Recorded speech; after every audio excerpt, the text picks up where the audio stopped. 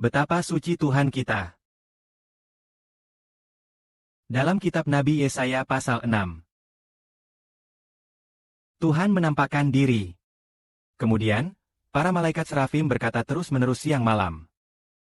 Penguasa semesta, Tuhan Allah, sangatlah suci. Mari kita lihat kitab Nabi Yesaya pasal 6. Pada tahun Raja Uzia meninggal, aku melihat Tuhan yang Maha Tinggi duduk di atas tahta yang tinggi. Pakaiannya menjuntai dan memenuhi bait suci. Di atas tahta ada malaikat serafim. Mereka masing-masing mempunyai 6 sayap. 2 sayap menutupi wajah mereka. 2 sayap menutupi kaki mereka. 2 sayap digunakan untuk terbang. Mereka berseru dengan suara keras. Penguasa semesta, Tuhan Allah, sangatlah suci, sangatlah suci. Sangat suci. Kemuliaannya memenuhi seluruh bumi. Suara seruan mereka mengguncang fondasi bait suci. Bait suci dipenuhi asap. Di sini disebut penguasa semesta. Tuhan Allah sangatlah suci. Anugerah kita benar-benar suci. Tuhan juga disebut Bapa segala cahaya. Saudara-saudari, apakah cahaya matahari di langit itu najis? Tidak ada kotoran. Semua suci. Cahaya yang terang. Kemuliaan seperti cahaya. Cahaya yang dipancarkan.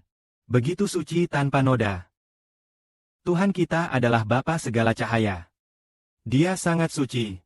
Sangat suci. Malaikat serafim memuji anugerah kita yang sangat suci.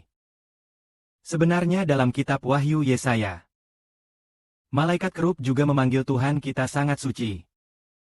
Seperti malaikat kerub yang berkata, Tuhan Allah sangatlah suci, sangatlah suci. Sangat suci. Malaikat serafim dan malaikat kerub memanggil Tuhan kita suci. Tuhan kita memang suci. Semua makhluk di hadapan Tuhan harus suci. Di sisi Tuhan ada malaikat kerub yang penuh kemuliaan dan suci, serta ribuan malaikat yang setia. Malaikat yang tidak suci dan rusak bisa berdiri di hadapan Tuhan? Tidak bisa. Tuhan juga tidak menginginkan mereka. Mereka tidak memiliki kuasa di hadapan Tuhan, dan tidak boleh melayani Tuhan. Sebaliknya, malaikat yang jatuh, sebagian sudah dipenjara di penjara malaikat. Sebagian lagi akan dilempar ke dalam lautan api belerang, yang telah ditakdirkan untuk binasa. Mari pikirkan, Tuhan kita sangat suci. Bagaimana dengan orang Israel? Jika mereka menyembah Allah lain, apakah itu suci? Kesucian berasal dari Tuhan. Kekotoran milik Allah lain. Kekotoran milik malaikat yang jatuh, malaikat yang rusak. Malaikat-malaikat itu telah jatuh.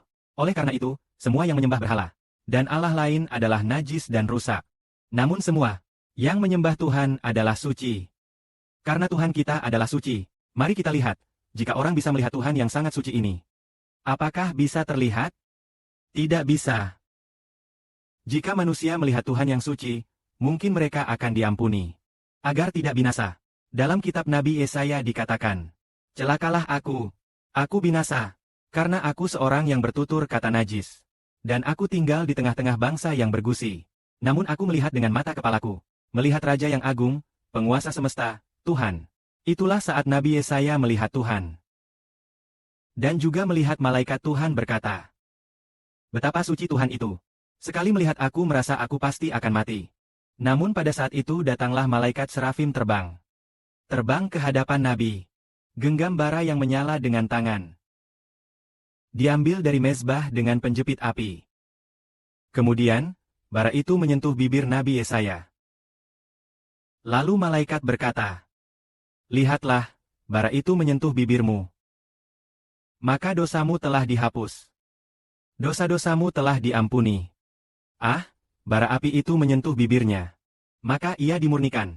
Agar saudara-saudara kita mengerti penebusan dosa kita. Apa maksudnya? Yang pertama, agar bibir kita tidak lagi mengucapkan kata-kata kotor. Yang kedua adalah agar roh kita tidak dikendalikan oleh dosa. Yang pertama adalah agar roh kita tidak dikendalikan oleh dosa. Yang kedua adalah agar kata-kata kita tidak lagi mengucapkan kata-kata kotor. Inilah sebabnya penebusan dosa itu diperlukan. Alasannya. Jadi, malaikat seraf menyentuh mulut Nabi dengan bara api. Maka, ia pun dimurnikan. Karena Tuhan adalah yang suci dan kudus. Amin.